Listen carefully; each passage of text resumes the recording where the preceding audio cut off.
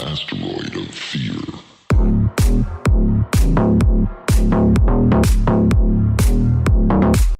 Hey, this is Hunter from the Everything's Connected podcast. Are you feeling drained? If you're searching for ways to manage stress and find a little more peace, the Podcast Connection Network is here for you. We've got amazing shows on mental health, mindfulness, and all kinds of ways to live a happier, healthier life. Check out the link in the episode's description. Hey everyone, welcome to another episode of the Men of the House podcast. And on today's episode, I have Helen Sernett, and we're going to talk all things sleep, which I'm super excited about because many of you know that I am a poor sleeper. I just don't sleep enough, or I sleep odd hours, and I'm sure many of you have this same issue. So I'm super excited to have Helen with us today and learn all about sleep and what we can do to improve it individually, together, because yeah, we'll be a better world if we're all rested, I think. How are you doing today? I am doing well. I like to ask, like, how'd you sleep last night? Like, did you sleep last night? How are you Ah, doing? I I did sleep last night. I actually slept better than normal, I think, even though I'm still a little groggy Mm-hmm. somewhat. Few nights have been great, and that's one of those things why I'm glad to have you on is because I go through these bouts of where I can have these little streaks of good sleep, and then all of a sudden out of nowhere I'll have it disrupted. Maybe whatever I'm attempting to take for sleep, like some Ollie sleep gummies, won't work, or they work 3 or 4 hours later. And then I'm back on this wonky schedule. But yeah, we'll get into that a little bit later. But let's start off by getting a little bit of your background and what led you here. Like, why we have a lot of guests on who they come from these corporate careers and they embark on a different kind of entrepreneurial journey for whatever reason. And there's usually a catalyst, something that made them say, this is more important than this other stuff I was doing once, be it a corporate Yeah. job, computer programming, whatever it is. But yeah, give us a little bit about that background and what was the catalyst of putting you into this space and wanting to share it with others. Yeah. So I host a sleep podcast where I read lists to help people fall asleep. And I had a very successful 20-year career in fundraising for nonprofit organizations. I've raised over $50 million for nonprofit work, missions from healthcare to children's wellness to international development stuff. So I've I was kind of doing the career that I feel like a lot of people leave the corporate career to do. And I was like, yeah, this is great. And then I burnt out on that career. I mean, I think it's interesting because it's like, I wish I could be like, and this was the exact moment. But I think there was a long string of things that led up to this point where I could no longer function in my work. So I was not sleeping well, which was a big deal. I had developed some really terrible insomnia where there were, 1 or 2 nights a week where I just didn't sleep at all. And Mhm. then like many nights where like I finally closed my eyes and went to sleep at like 2 a.m., 3 a.m. and I had a 6 a.m. wake up call. So I wasn't getting the sleep that I needed. And that was helping the spiral go down faster and faster on the burnout. And the burnout led to like the symptoms of my burnout were like a lot of depression and anxiety. I reached a point where I don't know, like I think everyone has things in their daily life that are just like things that they like to do that are like fun for them that they enjoy doing, whether it's your first sip of morning coffee or whatever. But for me, I really loved going to the grocery store. I'm a huge fan of cooking. I love Mhm. making new dishes and flavors and trying new things out. And I love going to the grocery store. At least I did. And that is normally a fun trip. Like it's a whole thing. I plan it. I plan what I'm gonna get. I like go to the store. I look at the specials. I just really love being in a grocery store.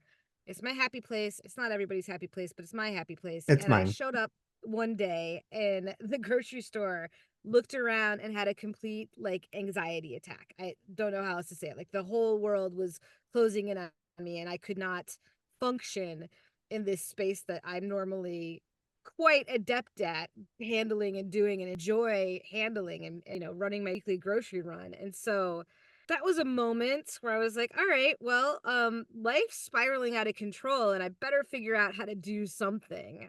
So in working with the therapist and my physician and whatnot, I took a leave of absence from work and started trying to regain control of my health. And it really didn't have much impact until I was able to figure out sleep.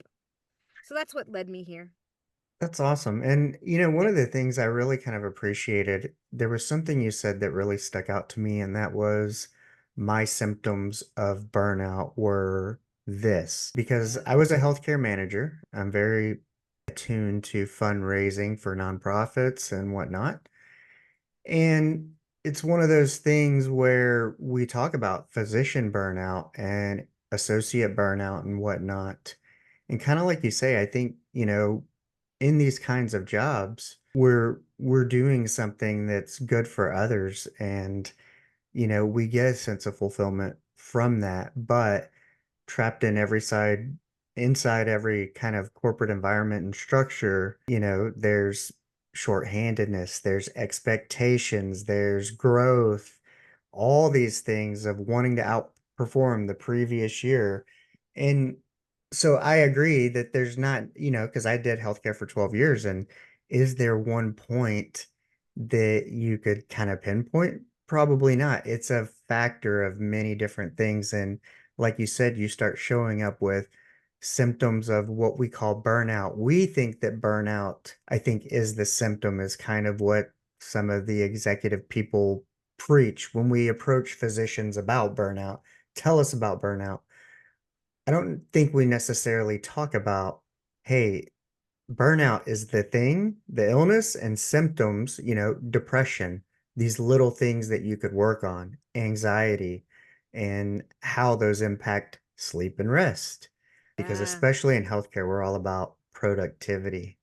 So you'll get people, and we used to go to these big leadership seminars and they would recognize physicians for their capabilities to complete charts and do work. And they would show these graphs of tracking when, let's say, your electronic medical record thing was being used outside of the office, and seeing physicians that are up till 1 or 2 in the morning, or seeing that curvature on the graph where it's 4 or 5 a.m., it's active, and then they work all day, they're charting, and Yes. then they come home and, there might be like a small break, but then there's a good 3 or 4 hour window that you see those spikes go back up where they're back there charting. So, if they're getting, let's say, 5 to 7 hours of sleep a night, yeah, they're probably at least 14, 15 hours in front of a computer on a chart It's outside. not sustainable. It like Right.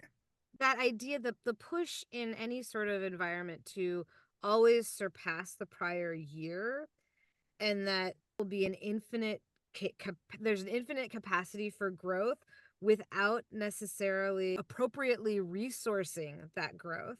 Hmm. It was a huge problem in fundraising, and I know we see it throughout healthcare.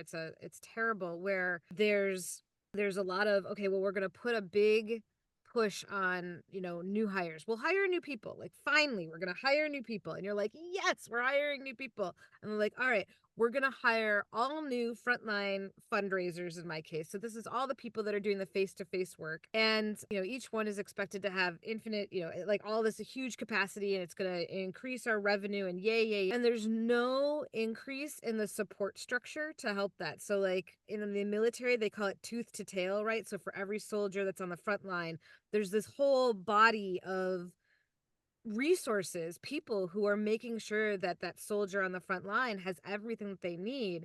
And for some reason in fundraising, especially, but also in healthcare, we don't support that. We don't the executives are like, oh, well, if I just hire more frontline workers, there won't be that support. And that really is the system in which burnout becomes so prevalent, where you have to be charting for 14 hours because if you're asking physicians to see patients every 10 minutes during a 8-hour shift, and then they're having to chart that, and you can't see a patient and chart a patient's Mm-mm. care in a in a 10-minute window. Like Even that 15 is feels, tough. yeah, 10-15 minutes impossible. I mean, and I we've all been in the room where we're trying to like explain these really personal concepts to a physician, and they're like, so I'm gonna write that as this, and like they're trying to do their jobs in both aspects of their jobs at the same time, and it doesn't work. And I No. feel like we know inherently that it doesn't work, but for some reason, because we have the types of high performing individuals in these spaces who are able to dip into that well of resources that they have inside themselves and give 110% more often than maybe an average person would, or have just created that, and then all of a sudden they wake up one day and they're depleted, as I But yeah, was, and it was, yeah. the weird thing is when you said that, the first thought that came to my mind though is that, yes, you have a lot of these type A personalities. I'm that kind of person, and they will give you Yes. more and more and more and more. It's almost like they know you have that reserve, that well that you'll dip into to perform because that's who you are. Mhm. But then it's almost like it's exploited. And Uh-huh. then when you said, well, there's this group of support people that ensure the frontline people have all the tools they need to do their job. And I would always say, when I started off as a senior clerk in the emergency room, that was my job, was making sure everybody had everything they needed to do their job and treat the patients all day, all night. Yeah. And as a manager, I felt like my job was the same, only I was in charge of more. My budget was Mm-hmm. bigger. I had more influence. But, it does, they do kind of exploit that, I think, in a manner. And then all of a sudden, you wake up one day and you've given, given, given, given, given, given. And, you know, we all know that you can say you want to hire new people, but how do you actually get new people? We were a tobacco-free establishment, and there would be, we would need lab techs, and the lab manager would be like, hey, we got this many people through the process, and, one of them produced a fake diploma, one of them failed their tobacco screening. So Oh, wow. unfortunately, even if you get candidates that can't make it, or candidates that don't stay, or, so I looked for a lead nurse for 2 years once. I didn't have a lead nurse. So, and And eventually that's so critical. That's such a critical yeah, role. Like all of these roles are so critical. It's like if you're covering the work of one or two other people per every person, I mean, you're just depleting that reserve. What I find really interesting too with type A personalities, I mean, we're great. We're great. I'm totally one of those people, but I have had to learn that just because I can doesn't mean I should. yep. And it's no longer appropriate for me to only focus on my paid work. There's a lot of work in my life that is not paid, and it is good work of living. It is the work of being a good friend, of being a good spouse, of being a great parent, and also of taking care of myself. And Hmm. honestly, that unpaid work is more important because nobody else can do it. Oh. Even though we've just talked about the shortage of people in a work environment, how difficult it can be to hire. Theoretically, you can hire other people to do the paid work. Mm-hmm. No one else is going to be a parent to my kid the way I'm a parent to my kid, Yeah. right? So it is absolutely retraining my brain. And I went to prep school. So I was a private school kid, which meant that I was sort of raised in this bubble of a world in the 80s and 90s that really really put a huge emphasis on, if you give it your best, you'll be rewarded, and your Hmm. best is 110%. Like you always have that reserve to dip into, and so just keep on doing that. And that's such a way to live a short life and die of a heart attack early. It's not a Well, good. what was interesting was I was thinking, I was like, well, yeah, I'm there to make sure the resources are there, but Where does sleep fall in that? I can give them, I can order more copy paper, I can order more vaccines and gauze, but how in I You don't know. can't make somebody go to bed. Right, right. But even how do you foster a culture?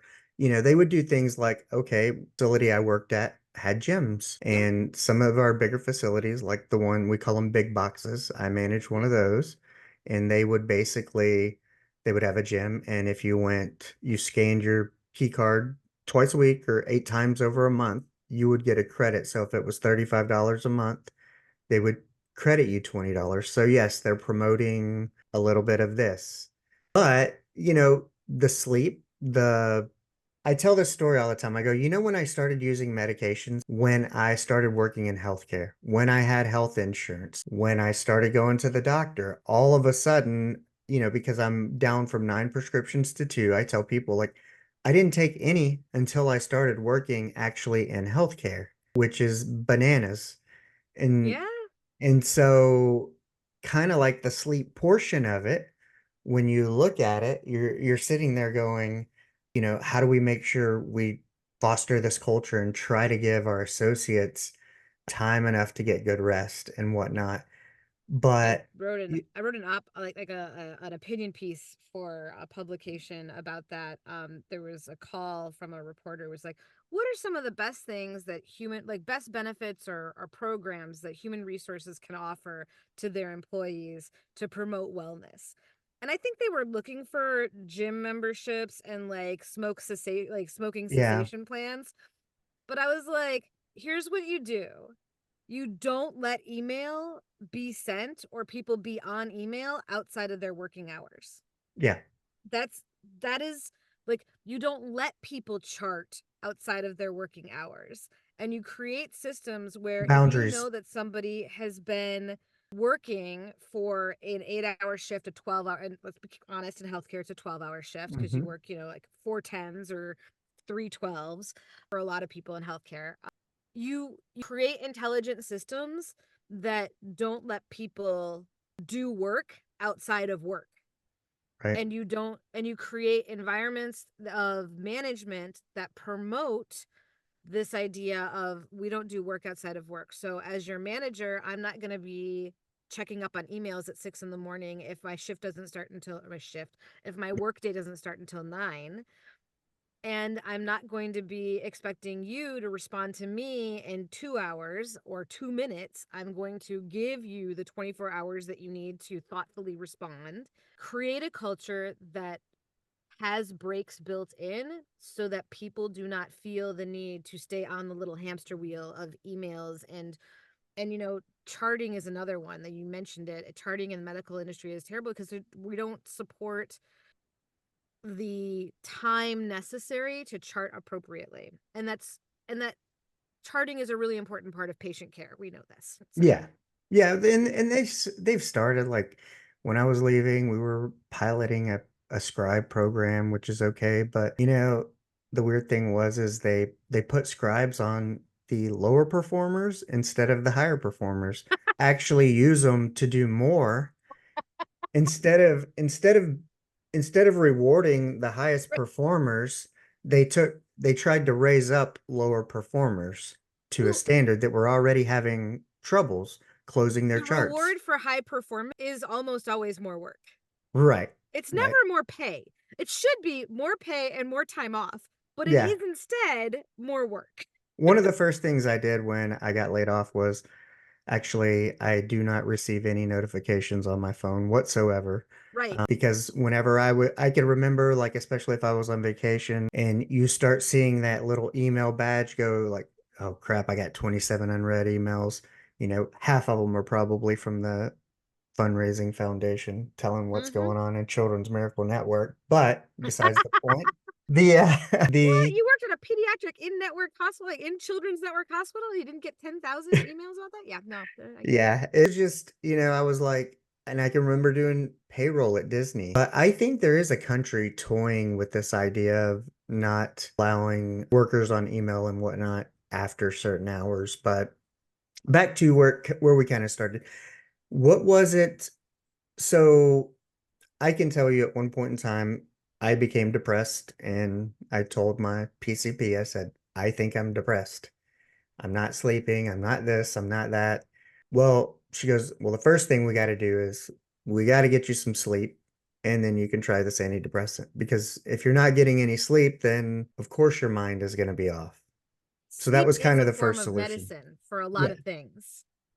Yeah. Yeah. So how did you, when you had that you said you had that conversation, you're like, I'm taking the leave of absence. Yeah. Was it something similar, and how did you figure out that sleep was kind of that key component, or did your PCP and just address sleep as kind of it, or did you have to go figure it out on your own? Yeah, right? Like it was so many things all at once. I went to my doctor and said, well, I go to a very good primary care setting in the primary care clinic that I go to. Part of their routine care is every time that you go in, you fill out this, it's like one page, essentially mental health survey, right? Hmm. Mental wellness survey. And it really is, it's like the same 10 questions. And so there was actually a history of sorts to support when I went in and said, I think I'm depressed. They're like, yeah, we've been seeing this score get worse and worse Oh, that's neat. for you. And in fact, like the way you filled it out today, we absolutely would talk to you about depression now. So like it was interesting that it kind of came at the same point. Mm. And so I did have, so I had confirmation, like it wasn't just me, like it wasn't just inside my head. I had this sort of external confirmation. They had external confirmation, and they said, and my primary care physician said, I can absolutely prescribe you, an antidepressant. For me, it was Prozac, and that actually was the first one I tried, and it actually worked really well for me. But, she said, I really don't like my patients to be on these things without being in therapy. So let's talk about getting you therapy. They have a sort of stopgap emergency therapist on staff at the clinic. So I Hmm. was able to get an appointment with them, but they're not a regular, like Right. they're sort of between a clinician and a It's social almost, worker. yeah, it's almost like a urgent care type of Yeah. So therapist in a way. their main thing is like, let me make sure that you're not going to self-harm immediately. Like if you're not Right. in Let's that make sure we level of don't need to get you a crisis. spot somewhere. Right. And then let's try to get you in with a therapist. The problem is in my area, my region, I don't know how it works everywhere else. I live in Washington State. Hmm. There are regulations where I can't see, like, no therapist outside of the state can see me. Like, we have to be in the same state to do therapy together. Like, we can do teletherapy, but we still have to be in the same state. I don't know why that's true. It seems dumb, but that is how the law is set up and the regulations are set up. So when she was first trying to find me a therapist, the only thing that she could recommend were in-person sessions. There wasn't even a telemedicine thing then. And then I tried to get with a therapist and they like I would get so far through the screening. And now trying to find yourself a therapist when you're in the throes of depression is like Yeah. it's a little too late. Like you already needed this thing and now you have this really big hurdle. There's just a lot of paperwork and a lot of like trying to find the right person and making sure you match anyway. I ultimately decided to use an app that was outside of network but that was affordable for me. They did a lot of that initial paperwork trying to figure out the matching through algorithms and me answering questions, kind of like a match.com, but for a therapist. And I was able to start therapy remotely. But that was within my budget. I mean, if I can't imagine what it would have been if I couldn't have afforded anything. If it Yeah. had to be in network, it would have been awful because I Actually, wouldn't have had care. I listened to, man, some of the people in the pod. I don't remember if it was Hot Mess Espresso or Connection Over Perfection, but somebody interviewed a therapist from Washington State who is a military wife and but was explaining like reimbursement rates and why she can only see so many people and has to do cash pay because if they're charging you 180, by the time the provider gets their cut, it's like $75 Yep. because somebody's taking this, somebody else is taking that, and you know, the insurance is probably really only going to reimburse like 120 of the 180, which is why a lot of people, if price point is a pain point, always ask for cash pricing because sometimes they will do that cash pricing. And I know we used to do it at the clinic. And when I got laid off, I didn't have insurance for 3 years and I would do cash pay because it was actually worth it. And if you're Yeah. moderately healthy and whatnot, but for therapy, and now we have better help and many different avenues that we can explore. But it is one of those things that I know when I did my graduate project in 2015 for Bastrop County outside of Austin where I lived, there's one therapist for like every 2,200 people. So No, it's finding not therapy enough. is very difficult, and telemedicine and BetterHelp and apps like that have really increased access for people. But yeah, it can be super difficult and it creates a lot of anxiety, and especially when you need it the most, when you're trying to Yeah, find that person. I probably went through two serious search processes that were unsuccessful and caused more depression before I used the app and was successful in finding someone. And that was probably over like a 2-year period. Like it was hard to even get back on the horse and try again. So I say that because it's a cautionary tale. If you can and do find someone that you vibe with and that you match with, like therapy is like a weekly 30-minute therapy session is really awesome, and I don't know why it's not just covered for all the entire population. Like everyone should be able to have access to that. It's Right. really good. But we don't have that. So anyway, I was able to see a therapist, and eventually the therapist was the one who was like, maybe you just need to take a break from work.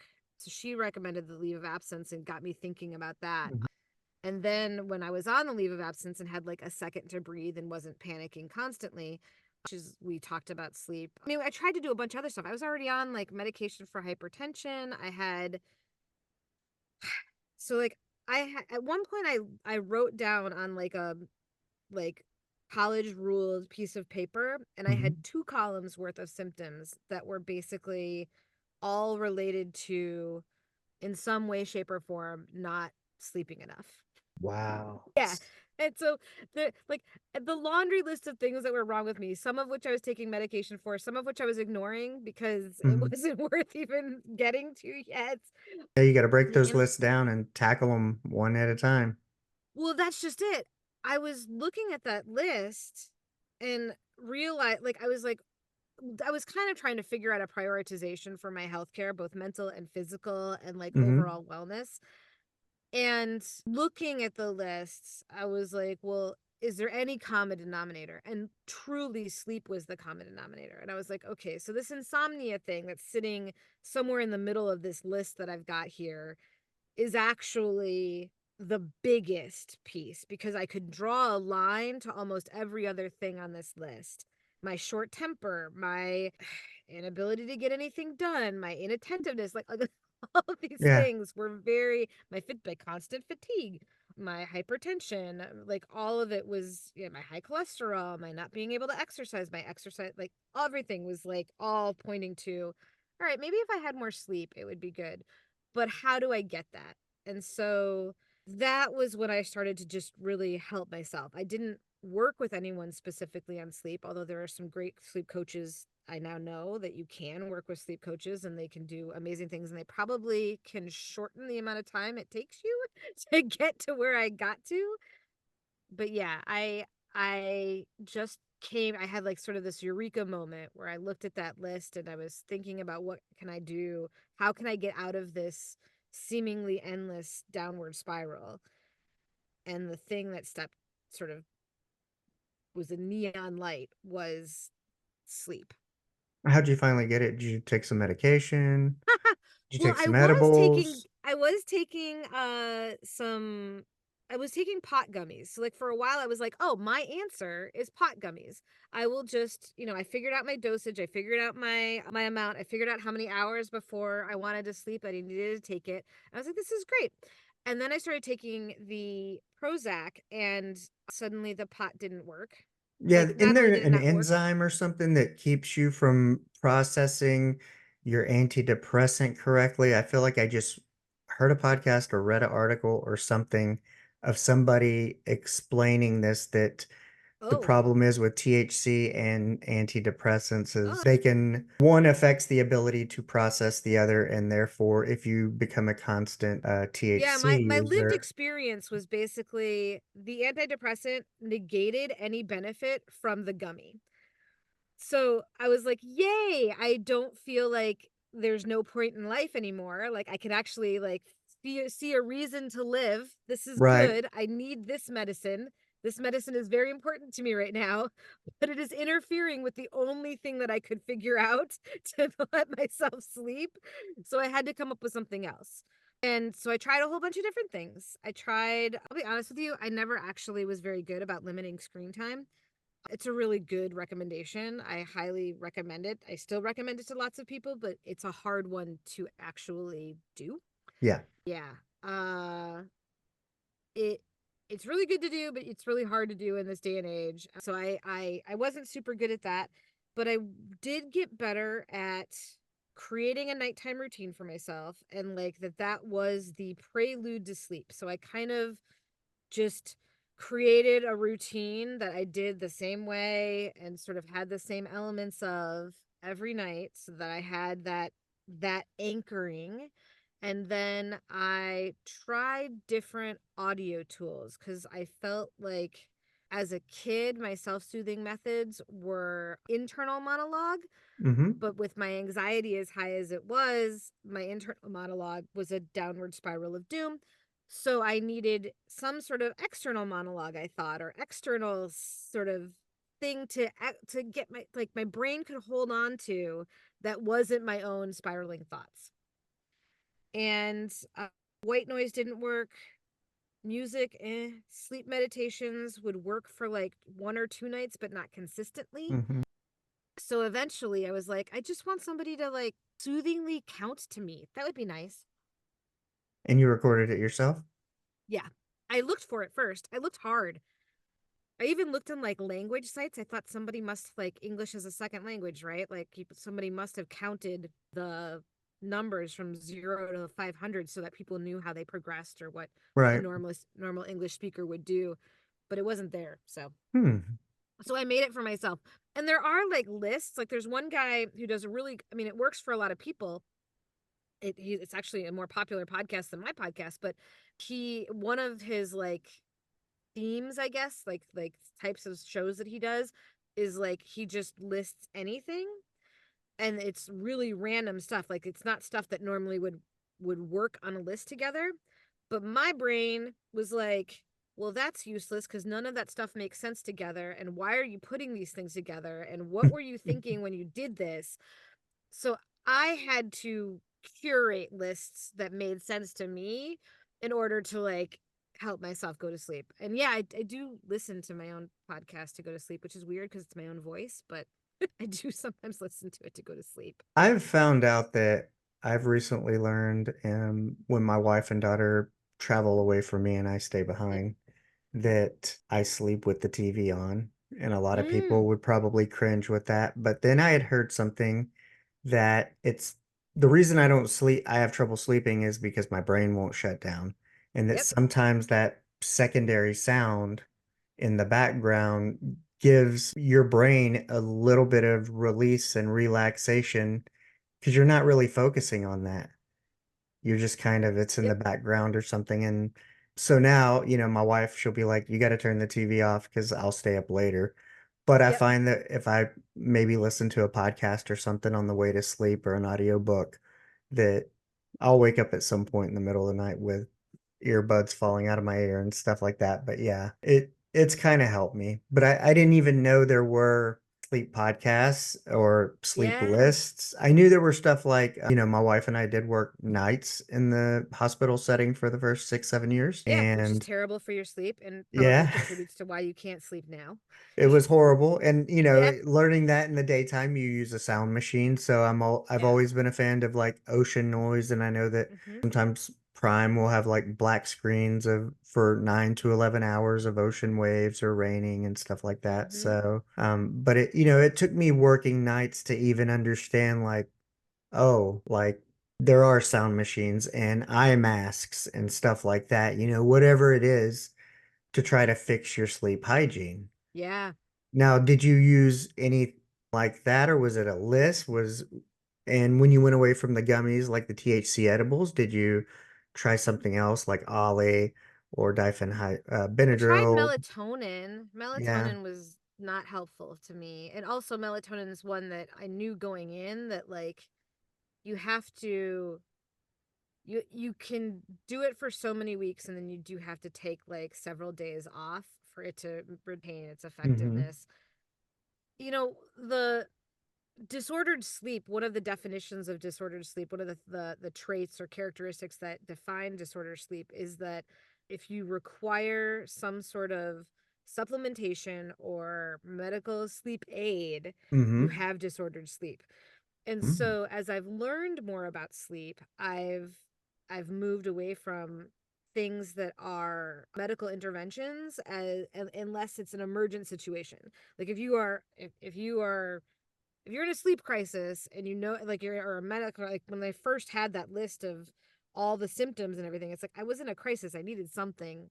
Like the gummies were great. Right. Like NyQuil, if that's the only thing you have in your medicine cabinet, like take it. Like do get some sleep, but eventually it's better for your sleep hygiene if you can self-soothe without any sort of intervention. A lot Man. of people use alcohol, and I used to think that alcohol made me fall asleep better, right? So like the whole idea of a nightcap, but the problem with that is that alcohol disrupts the cycles of your sleep. And so a lot of the medicine of sleep, the things that sleep does to help our body, is not as effective when we fall asleep using alcohol. So it's like a medical intervention. It's like a sleep aid. And so it's if you're relying on something like that for sleep, it's also considered disordered sleep. Yeah, so I have like sometimes let me see. I won't say I won't fall asleep without anything, but I have periods where I can sleep maybe assisted with some sort of medical intervention where I might sleep like let's say maybe 6 to 8 hours on a regular basis. Woohoo! Good job. And then I go off and something might happen, or maybe it doesn't work, or sometimes I get this crazy idea in my head that I want to try to sleep with nothing, no interventions or anything. And when I do that, I find that my normal hours, I might sleep like 3 to 4 hours, 5 if I'm lucky. But I Yeah. will stay up easily 20 hours, no problem. And I kind of give myself this thing of, I guess if you get tired enough, you'll go to sleep and be up till 2 or 3 in the morning and Sure. then be up at 5:30. And Yeah. I could do that for days and days, but Mm-hmm. then at some Or point a whole lifetime, honestly, I decades. might Lots of people do it for crash. decades. Yeah. Sometimes but then, I'll take a day and I'll be like, man, I ended up taking a nap, or I felt like Yep. I slept all day, like my body crashed. And then I'm sitting there going, well, I guess if your body needs it, it needs it. Your body will tell you when it's tired. And kind of my question, is it better to have some assisted and have something constant and routine, or is it better to not have any assistance and just kind of go till you can't go, even if it's irregular? I mean, what if your regular is being irregular? Yeah. And there are those folks. So, healthy sleep is when you can get 8 hours of sleep in a 24-hour period. A lot of people, especially today in our day and age with electronics and how light works, etc., we like to do that 8 hours all at once. That doesn't work for everyone. And it isn't necessarily how we've evolved. So prior to electricity, and electricity is really only a little blip on our evolutionary radar, and specifically artificial light, we did not sleep this way. Like we didn't sleep all in one chunk. And so there are many of us who, not many, but a percentage of us, in a normal curve kind of thing, hmm there's a percentile that doesn't really do well with concentrated sleep. And your personal circadian rhythms are better for like 2 4-hour sessions or maybe a 6 and a 2-hour session. So when you're evaluating what's best for you and whether or not you are actually one of those people who's outside of that normal cycle of being able to do all of your sleep concentrated, ask yourself, am I getting every 24 hours, am I getting 8 hours of sleep regularly? Like, is 1/3 of my life dedicated to sleep? And if the answer is no, there's probably disordered in some way, and so you can start thinking about it. To get to your question about supplementation or assisted, medical intervention, Hmm. medical assistance, one of the things is, okay, that's a great tool. Like, that is a tool in your toolbox. And what other tools are there? So you have to think about, like, I'm going to use this tool, but it's not the best thing. It's like an emergency tool. I'm going to use that, but I'm going to help it. I'm going to help it in one way or another, whatever works for me. But there are certain things that we can do. So whether that's, while I'm taking this supplement, I'm going to try really hard to keep the same bedtime. Or maybe the same bedtime is hard, but I'm going to wake up at the same time. So I'm going to start to make a schedule for myself so that I can tell my body to get used to some kind of a cycle. Because then my body can start making the melatonin that it needs. It can start adjusting all of the other hormone levels that it needs to be on that circadian rhythm, that 24-hour cycle where we take an 8-hour break every 24 hours and charge our batteries. So what I would say to anyone who's like, I love my sleep aids, like, and I would say, I get it. Like, they are life-saving. I'm not against them, but try to start pairing other things with it so that if for some reason your sleep aid wasn't available to you, you would still have some some things that you have control over that help you go to sleep, that help you shut your brain down. You mentioned that, like, you can't sleep because your Hmm. brain's going, and I think that's a lot of our issues. I am absolutely like that. I still have occasional bouts of insomnia where I'm just like, why aren't any of the tools in my toolbox working? Like, Well, that's why what new people use tools do I alcohol. need? I used Yeah, to use alcohol because, I mean, that would be the thing that would shut me down, yeah, shut my brain down, and I could fall asleep. But then, of course, you're getting terrible sleep. less good sleep, exactly. Hmm. So I had to do a mind shift too, right? Because I mentioned that I went to prep school and I was raised, and maybe it was just generationally, I'm not sure, but like, I'll sleep when I'm dead, right? Like, I Yeah. just want to go, go, go. It's great. I have really tried to shift my focus from sleep is what interrupts life to being more like sleep is what I need to live my best life. So taking that pause is super important, and I want to do it. I want to do it, and it's good for me. So how can I make that possible with the brain and body that I have? So for me, that routine and really starting that routine. So I have a pretty consistent routine. That's my bedtime routine that starts pretty much after dinner and goes until like 10:30 when I go to sleep. And it's, we clean up the house, I go for a walk, we watch a little bit of TV, I go upstairs, I have an upstairs where my bedroom is, but I go to my bedroom, and I have a routine in the bathroom that's like this, like, and we dim the lights. So even though we're Hmm. watching TV, like, we don't leave other lights on.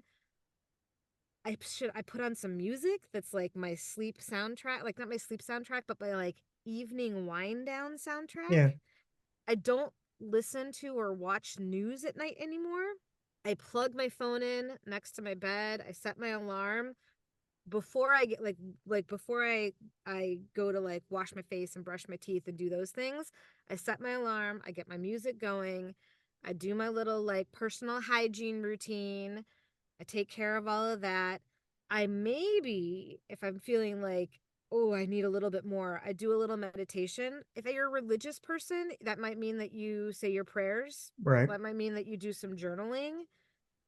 We try not to use our screens, right? So like, whatever it is that you need to do to like go through your day, wind down, and tell yourself that it's okay to actually go into sleep mode, versus Mm. a lot of us, I think, have a habit of pushing our day through, run, run, run. We're doing everything. Maybe we've got lots of information coming at us and no time to digest it, so that when we lay down in bed, all of a sudden our brains are like, oh, great. Now I can think about digesting all this stuff instead of going to sleep.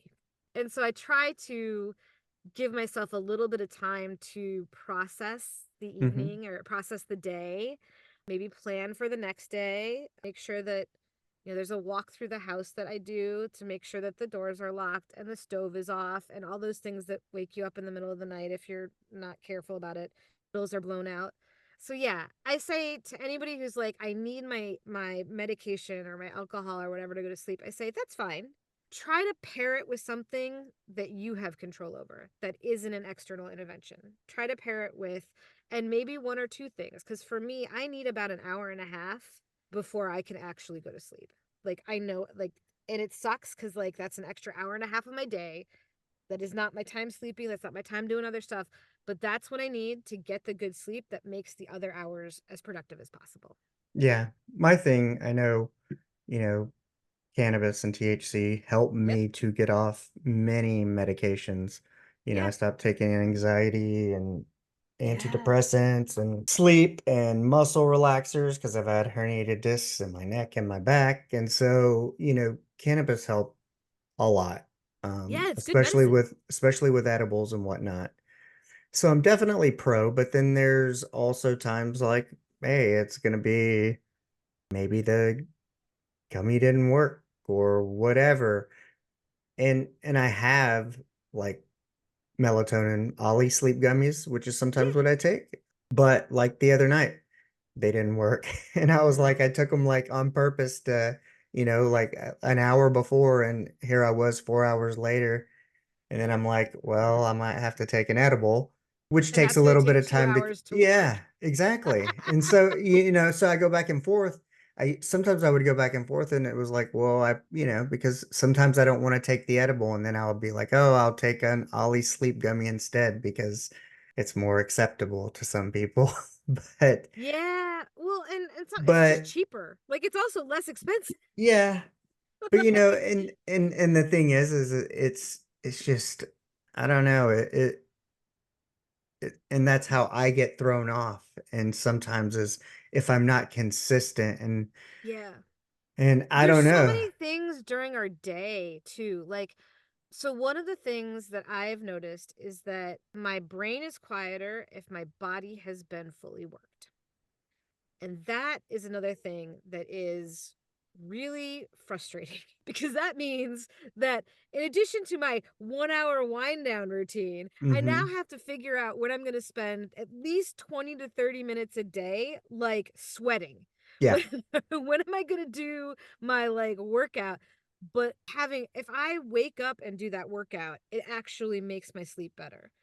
So I had a I late recently, workout the other day and I thought the late workout a later workout, might yeah. have disrupted my ability to go to bed, but I took the gummies and they just didn't work. But I was like, oh, Well, and sometimes a late workout can, like, especially if your workout then produces endorphins and then those endorphins last for a long time, that can be a problem because those endorphins are like, yeah, let's do stuff.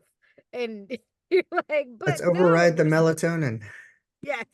Like, so it can be tough to balance it all out. And so, one thing is you just have to give yourself grace. Like, nobody ever got better sleep by being upset at how much they messed up their routine or like being mean to themselves or bullying themselves over not getting enough sleep. Like, It's no not one going to ever got help. better sleep that way. Yeah, Yeah. it certainly, it doesn't help anything you do. Nope. So why would it help as it relates to sleep as Yeah. well?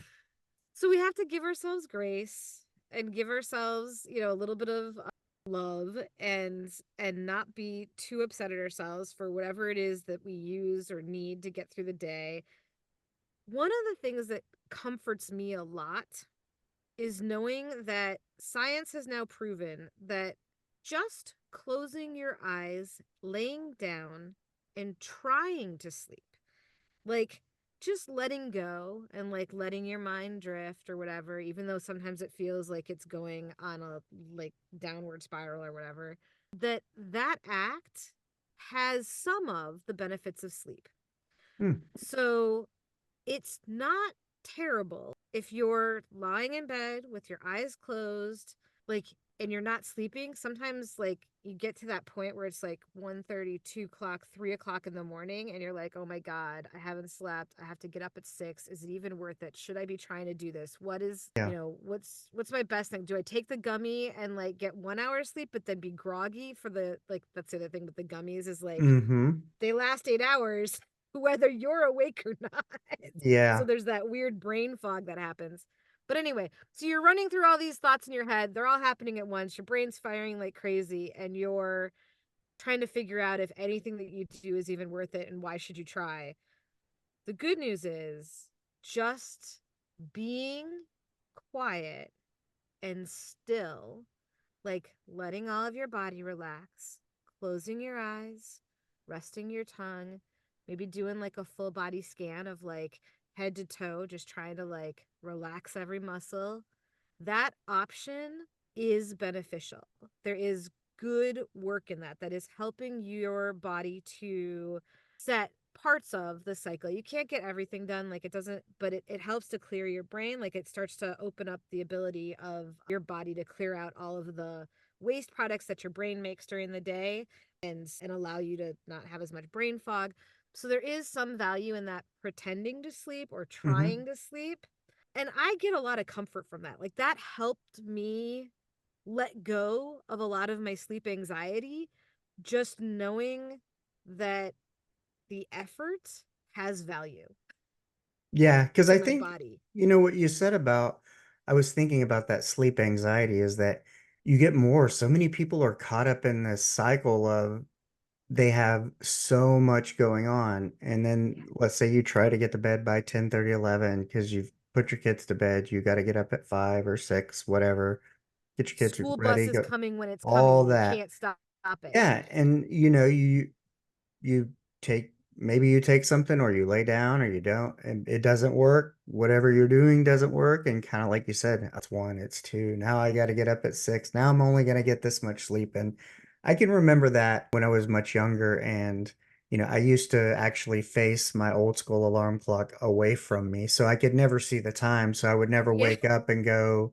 oh, it's this time. I can only do that. I don't want to know what time it is. And I felt Yep. that kind of helped me. But people, if you're have poor sleep hygiene, then you get that anxiety about not sleeping well because you don't sleep well, and then every day you're like, man, all I want to do is get off work so I can go to sleep because I'm so tired. And then Right. you're like, oh man, but what if I don't sleep? Or, Yeah. there's these windows, you're tired, and if you don't sleep when you're tired, you miss that window and then you're up. I have that issue a lot as Because well. that's your circadian rhythm. Yeah. So all of that, I think that a lot of us, our whole society hasn't really necessarily been very helpful about helping us get good sleep. And so it's okay. Like we can have bad days and bad nights. There's going to be bad nights. One of the things that I try to remind people is just because you had a bad night doesn't mean the next one's going to be bad. You don't have to overanalyze it either. Sometimes you can be like, "Oh, it was this, it was this, it was this, it was this." Like, was it the gummy that I took? Was it the fact that I Yeah. had a drink? Was it the fact that I exercised late? Was that bad? Like I thought that was going to be good. Like, you don't have to overanalyze it. You do have to be like, "Well, that was last night. It's done, and now I get to try again." Like, what? Like, let me just put something else into play. Like maybe I can, try a different soundtrack. Maybe that'll do it. Maybe I can, maybe that workout that was like a super pumped up workout wasn't good, but maybe a yoga workout would work. Like there's lots Yeah. of evening yoga that's like great for you, and that helps you get some of that moving meditation that lets your mind calm down. And then just practicing letting go like of those thoughts of questioning yourself. So if you're questioning what you're doing and you're sort of like that anxiety around, am I maximizing this? Is it good enough? Does it, does it matter? Should I try? All of those kinds of questions. If you just replace them with like some thoughts that are like, it's okay. It's good. I'm trying, and that's my best now.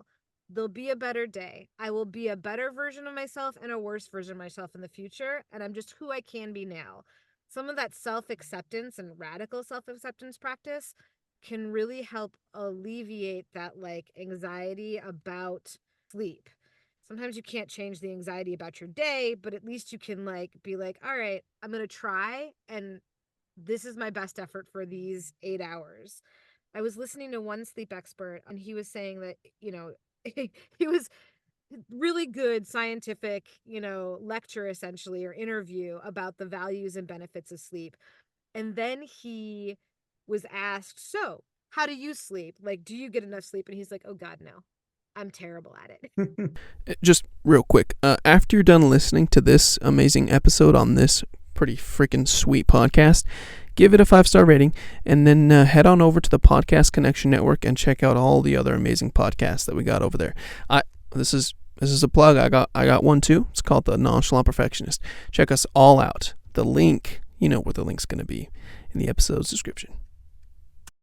And I was like, okay, we are all flawed humans. Yeah. and it's okay that even this person who's literally whose research has literally shown him that losing sleep is killing him, and he knows that every night. He knows that like not getting enough sleep is taking years off of his life, and he's still terrible at sleep. I'm not necessarily ever going to be the best at this. Did you ever That's try wearing, okay. did you ever wear a Whoop band or like one of the Kiora rings that track your I use sleep? my phone, but I haven't I haven't done a wearables yet. I also have a very smart bed. I have a bed that tells me like my breaths and my restlessness Mm-hmm. and like me getting up and stuff. So my bed does a lot of that stuff for me in terms of the sleep area. Like I have a whole app that I can look at that can tell me how terribly I slept and Do you think how that's useless I beneficial? was. Because I want to get a Whoop and start tracking it because Yeah. I want to see if there's a way to go like, not create anxiety, but to go like, hey, if my rest score was X, then what did my day look like? And were there things in my day that possibly caused my rest score to be that? And if it's Yeah. better, then, because I think with their app, it uses kind of like there's an output, a rest score. So everything you do throughout the day, how much you're exerting and whatnot, but then how well you're recovering. Yeah. Um, Um It depends on the type of person you are. So, like, I'm a person who doesn't want to accept anything less than 90%, right? So, like, anything less than an A isn't really a good grade in my book, which is a terrible mentality because A's don't come all the time. And also, sleep is hard. And so, my bed gives me a sleep score, and it's rarely above 75. And so I sometimes have a really hard time. I'm like, but dude, I slept like I've been doing so good. I got my 8 hours in. It was in like relatively normal sleep time.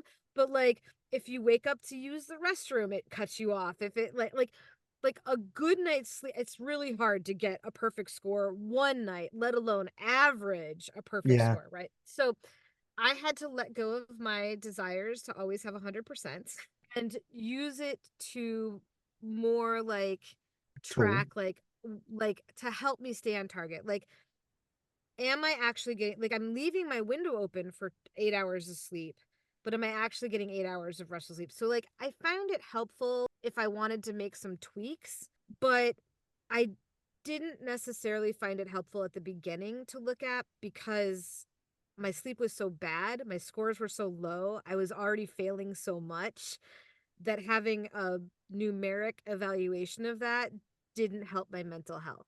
Yeah, I could see that. Like so I think it's cool to have the data if you use it wisely and evaluate it realistically. I think if your expectations Hmm. of yourself are that you will, now that you have this metric, suddenly, not even suddenly, but just want to be at 90% or above, the tools have too many variables for the average human to ever do that. And when you start to look at the scoring, like look into each app's data, like their metadata, they usually will tell you what their average, like what the averages are across their users. So you can start to see what you can expect from yourself without saying that you have to get 100%. Yeah, I think that's a great idea too. I mean, Yeah. it's like I definitely think you can see where you're at and you can Yeah. try some things and then always look at the data It's kind of like tracking podcast analytics. I mean, you Yep. don't want to do it every day. Sometimes you can't Well, help yourself, but at the same time, if it's something that's going to give you anxiety, it's like you need to know what it is because you need to know where you are and where yep. you want to get to. But you don't want to create more anxiety around it by necessarily becoming obsessed with it. And if you're a person who is highly sensitive to like electromagnetic fields that can sometimes interrupt sleep, like if you're the type of person who like has suddenly gotten good sleep when like you've gone on a camping trip and like you can't charge your phone and you're like in the middle of nowhere, and even though you're sleeping on like hard rocky ground, you Mm-hmm. suddenly feel like you're sleeping better, maybe adding another device that's monitoring you and putting out an electric field might not be the best thing for you. So like just know your own sensitivities. It's really good to I just did I do a monthly live stream with a sleep expert, and she and I talk about things that are, fun for, or different themes around things to think about for your own sleep hygiene. And our one that we recorded yesterday was about the environment that you're in. So Mm-hmm. like just setting your own room up well, like the clothes and that you're wearing, the materials that you put on your bed. We don't think a lot about that stuff, especially when we're in crisis mode with sleep and we're just trying to like get 4 hours of sleep. We don't necessarily think about like how the materials around us are, or whether the chaos and mess around us are affecting our sleep. But those things do have a factor. And so sometimes if you know, can slowly just one little thing at a time, one little change every couple of weeks, get yourself to a place where you have a better environment for sleep and you're trying different tools and seeing how they work. And sometimes you know right away, but sometimes it takes a couple weeks to know if a tool is really going to work. So I just always say little increments, try little things, and the more tools you can put in your toolbox, the better. So try silk pajamas. Maybe they're like your amazing, like the thing that you need. And they're, if you're spending $100 on silk pajamas, that's a big spend on pajamas, but also $100 on like your sleep and a pair of pajamas that'll last you 10 years, maybe it's totally worth it. So do you have a statistic on how how bad sleep impacts the years of your life? So that researcher that I was listening to, it was pretty astounding. More recently, they've said that sleeping well, starting in your midlife even, can extend your life, especially for men, up to 5 years. So like any other like even with other health concerns, mitigating for, heart and all the other major killers or whatever. So you can add 7 years onto your life, basically, if you sleep well. For me, that's nice. Like, I existentially, I like, yeah, I want to live longer, but practically on the day to day, I live better sleeping well. And the more I focus, the more I think about every 24 hours trying to get that 8 hours of sleep, and how much better that makes the other 2/3 of my day, right? Like how much Yeah. better that is for my family. Like, I mean, yeah, being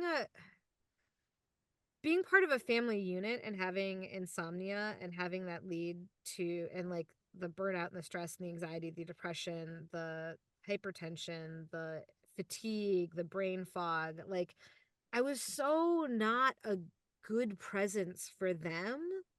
I wasn't a good person. Like I mean, it was better than not being in their life. They absolutely wanted me there.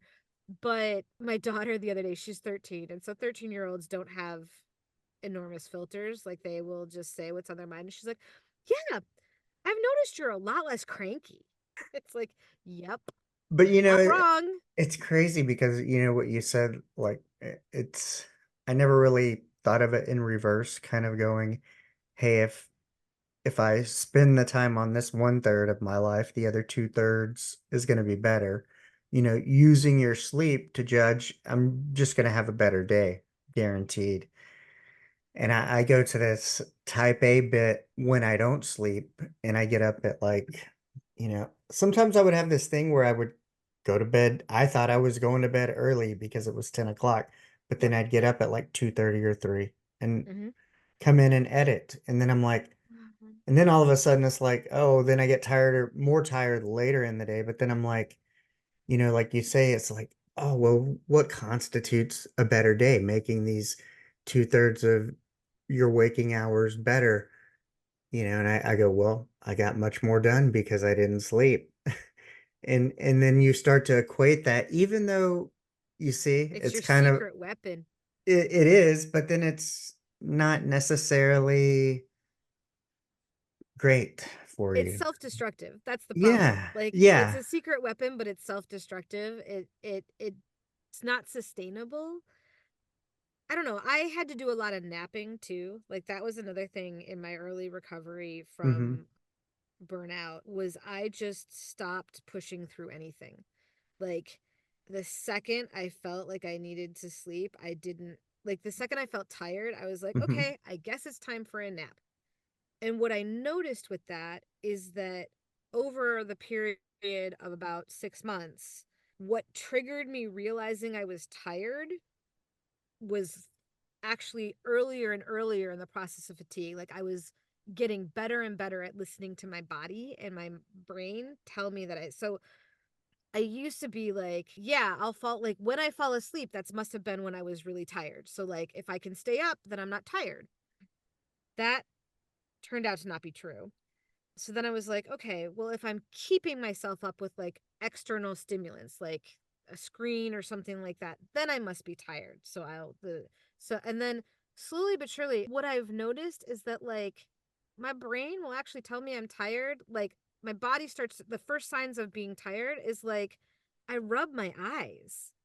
And like I had rubbed my eyes all day long for years. Now you And know. I had no idea. I was like, oh, I must have dry eyes.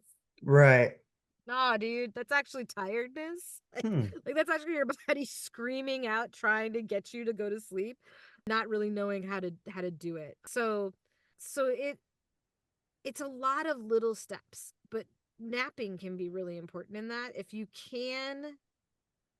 have the type of day that you can take naps, or you can schedule a leave of absence from work where you can allow yourself to nap and just get to the point where you're getting, let's say 7, not even 8, let's just say 7 hours of sleep Yeah. in every 24-hour period, because it adds up so fast. If you're only getting, if you're getting 6 hours of sleep, you're like, I'm doing awesome with 6 hours of sleep, but your body actually needs 8.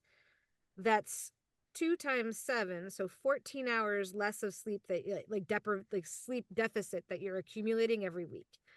And you're like, oh, 14 hours is long. It doesn't take long for that to suddenly over a 2-week period become more than 24 hours. Like you can't sleep a whole day. That's not possible. No. So trying to Yeah.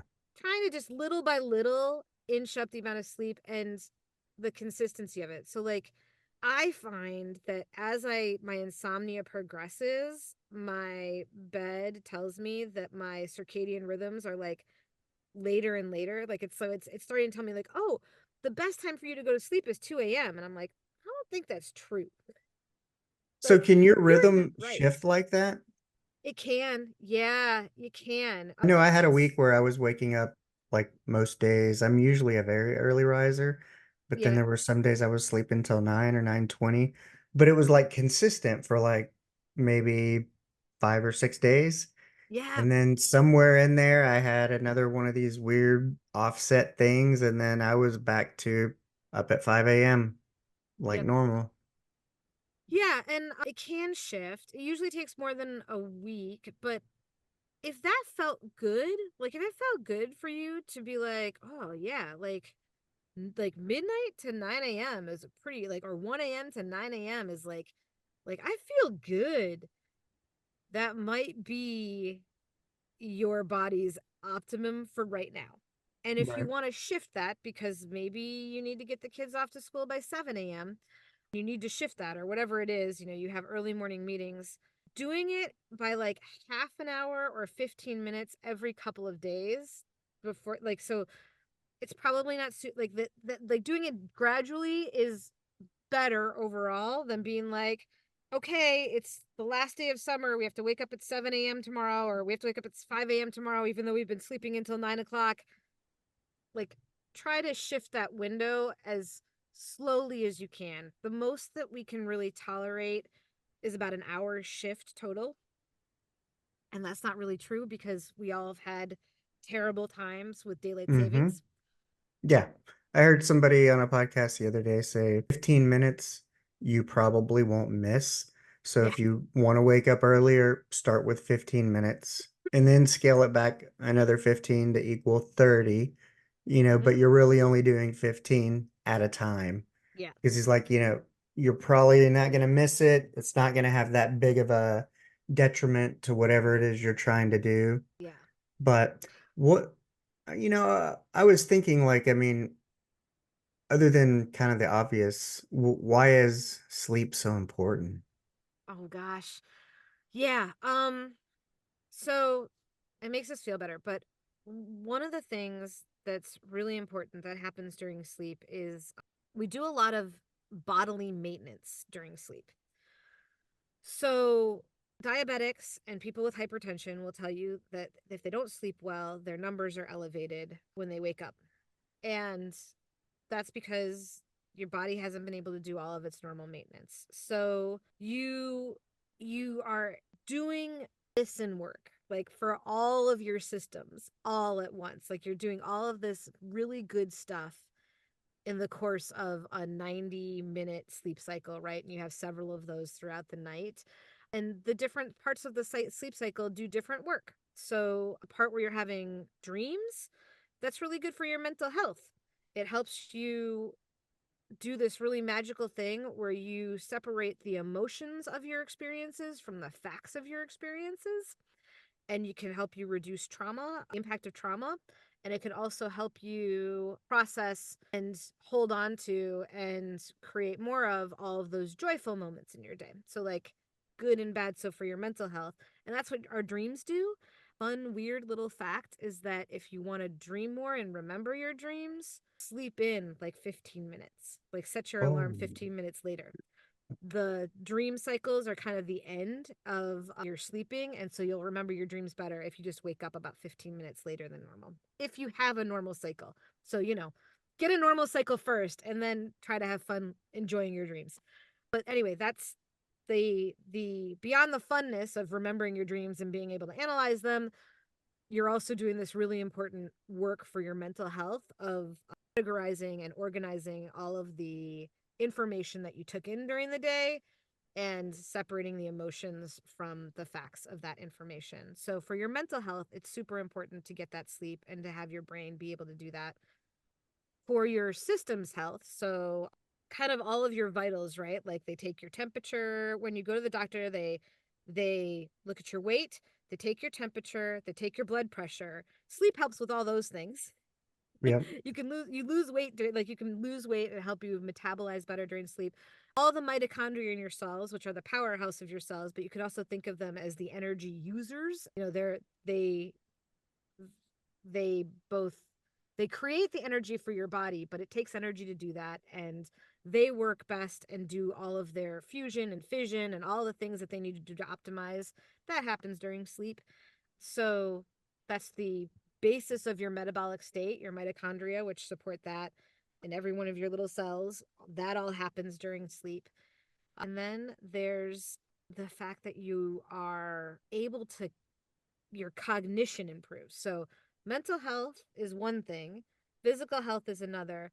And then there's cognition. So, like your IQ or your intelligence improves. So, those three categories of big buckets of things that we think about for optimizing your wellness and your performance and your output in life, all three of them are benefited during sleep. And to get the same kinds of benefits as you do from regular sleep would require an enormous cocktail of many different drugs that would probably have bad interactions with each other. Very So true. if you can get sleep, you can avoid a lot of pharmaceuticals.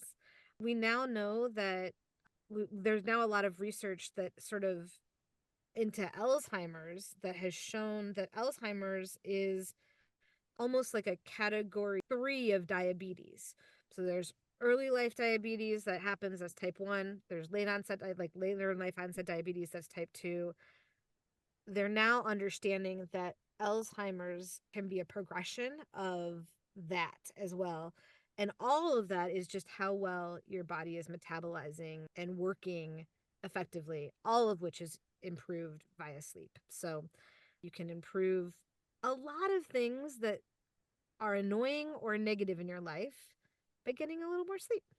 Yeah, It's man, hard. we just we have not set up the world to make Mm. it successful. I know when I went in the military at 17, and probably once a week or once every 2 weeks, you're standing watch, so you're probably going to be up for 24 hours Hmm. or more, Yeah. and those kinds of things, I mean, there's so much, and we put so much pressure on ourselves and so much to do, and the hours we work and whatnot. It's It very difficult. frustrates me that the military does that because it's their own research into sleep deprivation that they know that it takes 2 weeks of preparation to manage 20 like to manage and still have peak performance at 20 hours of awakeness. So like Mm. they know they shouldn't be putting soldiers through that. Yeah, that was my thing. Was I graduated high school a year early and joined the Navy, and my my sleep, I'm pretty sure I had sleep issues before that. I just don't Hmm. remember, Yeah. but I definitely know they were exacerbated by that. But Were you on a ship? Were you deployed on yeah, a ship? Yeah, yeah. Yeah, ships are terrible. They run yeah, 24 hours. They're horrible. 7 days a week. Yep. So yeah, that was kind of the beginning of it. But then I know there was a period in my life when I got out of the military, and I worked in restaurants and worked nights and kind of had this natural rhythm of, maybe sleeping somewhere between 4 and 6 in the morning till noon or Hmm. 1, and then go to work at 4 p.m. or something. That That's was not very good for terrible. me. I mean, that's not terrible. That's great. And some people really are night owls. There aren't enough night owls in the world to cover all the night shifts we need, but some Hmm. people really are night owls. And if it works for you and you're getting like the key is it doesn't matter how many interruptions you have so much as if you're getting those 8 hours of sleep, 7 to 8 hours of sleep in your 24-hour period, then you can say it's good sleep and you can say that you don't have a sleep issue, even if you're getting those 7 or 8 hours between midnight and whether you're getting it between midnight and 8 a.m. or between 6 a.m. and 2 in the afternoon. It doesn't matter. Yeah, I can usually tell with me is I stay pretty consistent with a wake up time. I rarely use an alarm clock. Yep. Usually I have to go to the bathroom in the morning at some point, and that wakes me up. That's my Yep. internal alarm clock. And so it has been those days where sometimes you're like, you go to bed at 2:30 and you get up at 5:30 because that's when my body said, "Hey, it's time to get up and go use the restroom, so you need to go." And that might be one of those days where, hey, I slept 3 hours, and that was kind of natural. And then there was some time Yeah. we went on a vacation, and I was sleeping till 9:30 a lot, and sometimes I was taking naps, and sometimes I was during the day, but I had had a bunch of those 3 and 4 hour nights of sleep kind of packed on before we left. Yeah. And so I felt like I slept a lot when, it was a relaxing getaway. So it wasn't like an event Yes. type. So it was nice. Yep. And there wasn't really any internet or TV out there. That helped. Bliss. Yep. Yeah. But yeah, that's Yeah. usually how I can tell if I'm on or off, and, not using an alarm clock. But of course, my issue is just shutting it all down but, now that I've kind of learned, hey, a podcast will help me go to sleep Yep. when I can no longer watch TV because you know, I need to get better at reducing the screen time as well.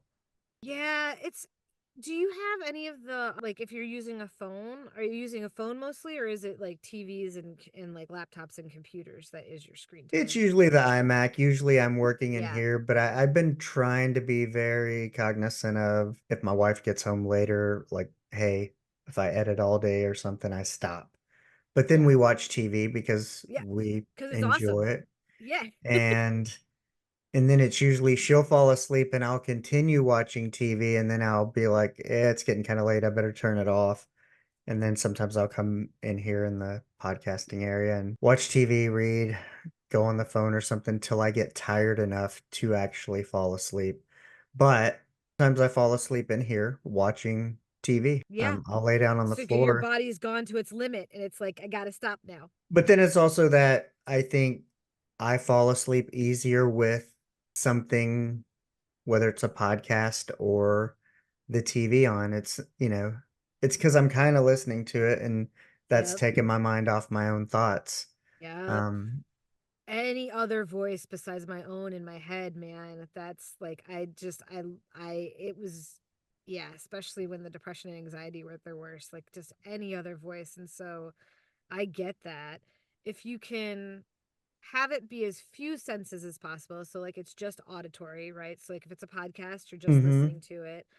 Because For the the other audio, one's emitting the light. That's the problem with the TV. yeah, that's exactly. The light is the really big issue with screens. And so you can also do some things to set your screens so that they're a little bit dimmer, or you Hmm. can put a filter on larger screens to kind of reduce that blue light. Yeah, The I science do on red blue lights light as is well. iffy. Like the science on how on if blocking the blue light helps is pretty iffy. The science on shutting off your screens is very, very clear. What about It's the hardest thing to do, but what it's about very red clear. lights? Like I use red lights in here at night. I kind of go military like blue during the day, but I actually do yellow when I'm Oh, working because I feel some of the classrooms I was in the military said that yellow, like that kind of pastel yellow is good for learning. That's why they are that oh, that's color. cool. I You haven't know, heard about that. maybe somewhere between mustard and pastel, or a pastel Yeah. mustard, I guess Dijon. A little bit But of like a light color. Oh, that's neat. I haven't heard of that. I do know that there's good science about just low lights. So like okay. if the sun's going down, lower the amount of light, like the artificial light that you're creating, and that you have, that can help signal melatonin production. So if your artificial light is as bright as daylight, essentially, your body doesn't make as much melatonin, so you don't know to go to sleep, blah blah blah. So if you reduce the light, and I know that some people have been really successful if they like to set up their whole home on, like if they've got a smart home kind of, Yeah. they just they can program their lights to dim not even at a specific time, but like based on when the sunset is in their area. Like they've got a program set up to do that, and I think that's super cool. I am not that tech savvy, so like I just walk around the house and like we have dimmers in our main area, so we do Hmm. dim the lights as the sun is going down or as we want to try to get better sleep. Like after dinner basically we start dimming the lights. So, did you ever go back to corporate, or have you now dedicated your life to helping others get better sleep? No, I haven't gone back to a sort of standard job. I do voice acting and I speak about sleep. So I speak about sleep, I do my podcast, and then I pay to do voice acting. And So make sure you tell everyone the name of your podcast. yeah, it's Sleep Lists. So it starts and it ends with an S, sleeplists.com, or on any podcast provider platform. It's just Sleep Lists. And there's 3 seasons out of pure lists, and season 4 is coming out. I'm working on recording those episodes and some episodes that have some tips and tricks and stuff in it too. So for So, waking and sleeping hours. oh, Yeah. nice. So I like to ask people, this kind of started off as a something that was giving you trouble, but you've embarked on this journey. Yeah. You're now doing something totally different. What is one thing that's been great that's happened to you as a result of this kind of negative journey in the process that you've gone through and been on? Something you never would have expected in a million years happened to you, but it's pretty awesome, and it's because this happened to you. Yeah, I really have gotten to explore and continue to get to explore who I am and what I want to do on my own terms. So much of my life was dedicated to fulfilling goals for other people's agendas that it has been exceptionally awesome to just serve my own agenda and to make my own priorities a focal point of my existence instead of the afterthought of my existence. That's been, I mean, I don't know that it was like the amount of time that I've been able to spend with my daughter and parenting and getting to know her and being connected to her and not feeling rushed in those moments and not feeling like, yeah, that has been so valuable. And even I feel like a lot of parents take off the first like 4 or 5 years of their kid's life. Middle school has been a really good time for me to have had more time with my daughter. And I think it's a more critical developmental period that I can have more impact on. Like Yeah. for babies, there's a lot of things that we know we have to do for them, but daycare does a pretty decent job for this, like how to focus her coming of age, like how for her to like, so that has You been want the rest unexpected. of Like the maybe, world raising your daughter in that critical yeah. time.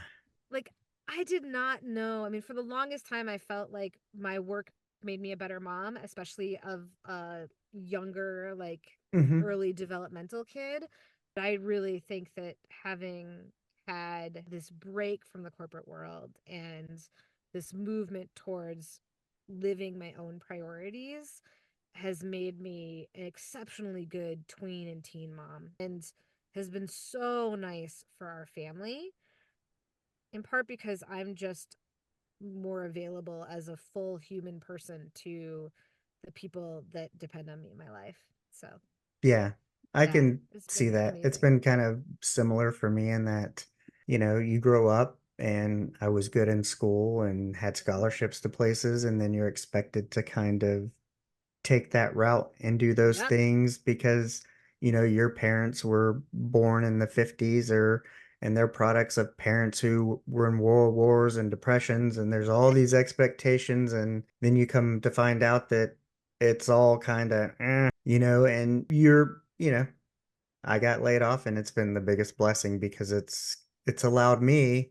I thought I would be in corporate America and be at a level when my daughter went to college. I could work remotely, be wherever she needed me to be. But Yeah. getting laid off, I realized, look, the time is now for me to Mm-hmm. be able to be there for her now. And she's 10 going into the fifth grade. But, being able to attend all the school functions, being able to pick her up, being able to stay home with her when she's sick, take her to the doctor, and not having to worry about who's calling in, who's got PTO to use, who's got this and who's got that, and is it going to cause a write up because my daughter is sick again Right. or something like Yeah. that. And so yeah, and I think what happens is you come into the truest version of yourself, Yeah. and you're happier, more fulfilled, and you feel like you're being true to your core versus maybe what was expected of you growing up. And you're much more a better participant, like you said, to those around you and those who depend on you. Yeah. It's sustainable. Like I'm not making as much money. Like hands Agreed. down, we don't have as much money, but But it you have is time time, and time is money. Time is a and resource. It's presence, valuable, and presence. presence. And just knowing that like I can keep doing this. Like this is sustainable. It's hard sometimes. Like I was really sick Right. for about a month a while ago, and I'm just like recovering from it, and it was like, oh, that sucked. But it was also like the whole world didn't fall apart either. I couldn't have been that sick. Like I would have had to take short-term disability leave to Right. manage what I was dealing with before. And it's like, I don't have to worry about that. And I can focus on myself and my health and my kid and our family and our friends and the relationships that we want around us. And so I spend more time with people and things that I like and value and appreciate that bring value to me. And I'm a lot better at saying no to stuff that does not bring me any value. Like that I don't, yeah, I'm a lot better at saying no than I ever was during, like, I'm a lot less busy, but I'm also a lot better at doing the things that I want to do and just saying, no, I don't have to do all of these other things that society or other people expect of me. I can just do what I want to do Hmm. and carve a life out of that, which is really nice. Yeah, you kind of learn to set your own boundaries versus Yeah. the boundaries that society tries to give us, which are sometimes no boundaries, like, um, you know, They kind of want you to do everything but name your For firstborn. them, like that's Yeah, for other people. And I guess that's the difference. Like what I do now, I do for myself, and I do it to help people. Like I hope that anyone listening to this podcast is listening and thinking, gosh, I can improve my life by just helping with my sleep. And I want to get that message out and to help people have that aha moment of enjoying the value that sleep offers them, right? And that it can be a really good part of a healthy and productive lifestyle. And whether you're in corporate and you want to stay there forever, like more power to you. right. The capitalism in the We world need those runs people. on you. Hmm. But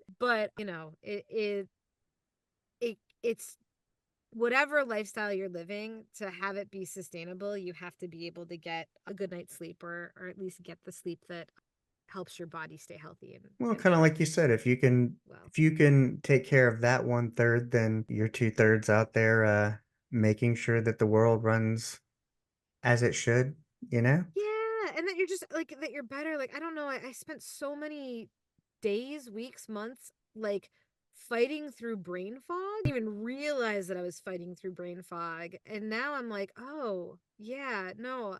Well, I you're can not as tell when I'm productive. yeah, I You can tell don't, when you I'm don't, good. yeah, yeah. And and that's kind of one of those things too. I think that, I did an interview with a gentleman over alcohol and how alcohol can impact corporations' bottom lines, because if people drink and they're hungover and they don't perform as well, well, what about sleep? Mm-hmm. If your crew, your team, your organization, if people running it aren't getting the proper rest, you can be at work for 8 hours and get absolutely nothing done because you only Yes. slept 2 hours the night before and you're tired, and you can look And busy and get the bare minimum done, but or just look like you're getting there done. I mean, we know that yeah. we know how bad alcohol is for driving, right? Like we know that we're not Hmm. supposed to drive when we're inebriated. It turns out that if your Sleep. sleep deficit is more than 2 hours, it's like driving drunk. It's just as bad. And Yeah. everyone on the road is doing that already. Oh, not only that, the scary part is, and this is a thing from, is how much first year interns work. Oh And when my I worked in a gosh. teaching hospital, and it's like, okay, you got surgery residents who've been up X amount of hours, which is essentially like having, 3 beers or 6 beers or whatever it is while they're operating on you because they're so sleep deprived. And it's like, but flying planes, truck Mm-hmm. drivers, all Pilots, these, truck they drivers. have sleep requirements. They're only Mm-hmm. allowed, rest has to be built into their amount of operational time, if Yeah. you will. But we don't do that to medical doctors, to interns. It's almost like a rite of passage, like expected because everybody else did it. Like Oh, versus Jesus. going like, could we produce better doctors if interns and residents got more sleep? Oh, we absolutely could. Absolutely we could. It like and why? I don't understand why the introduction when you're like one of the things that sleep is really good for is to help you learn. Like you can't learn actually if you're sleep deprived. And so the idea that when they're doing the most intense amount of their learning that we're sleep depriving them, that's a flaw in our healthcare system that we have the science to prove is a bad idea, and that we just need the willpower to create a better and more sustainable system so that we don't burn out all like Better how many rested, better interns tested. and residents burn out, and Mhm. you've spent all that money and all of that time in the system training them, and then they're not doing their job function because they've left and they're like, no, I'm going to live a whole different lifestyle because I can't handle it. Yeah, it is. It's wild that they give It's out the why we have a advice shortage of providers. and contradict their own advice. Yeah. I did a Uh, lot of fundraising for hospitals and healthcare. So I worked at both a Highline Community Hospital out here that is now part of the Franciscan Network, and I worked at Seattle Children's Hospital for many years. And yeah, some of the stuff that we do in healthcare is the most unhealthy stuff. yeah, it is. And it doesn't make sense to me at all. The system's broken and needs a little shift, and that's kind of part of the reason, it's hard to make a difference in the way it's structured. Yes. it The way the is. government payments, they want to pay X, a small percentage, not even full rate, and this and that, the other, and it's hard. It's always short Yeah, staffed. Insurance companies don't want to pay, the government don't. Everybody wants rules, and to me, just with a master's in healthcare administration, it's like we're what, one of the richest nations with some of the top brains, minds, inventions, technology, but we don't live the longest. no. And I mean, lots of other countries have known for a long time that we work too many hours, but it is in healthcare a really weird system. I mean, Yeah, that does not help. yeah. Yeah, I wish that I know so many former doctors, and it's really hard now being like as a Gen Xer. We know all the like these people who have. I know it's normal to go through multiple careers in your life, especially Hmm. with how long we live, but there's such a high level of investment in a medical career, especially a doctor's career. Know Almost so many trapped. people that have abandoned that, yet they're trapped, and then like it's so bad that even though they're all those systems are in place to trap them there, they still want out. Yeah. Oh yeah. And they still leave because that's not a sustainable lifestyle, and it wasn't possible for them to realize their goals with that for their lives, even though that's supposed to be a lucrative and rewarding career.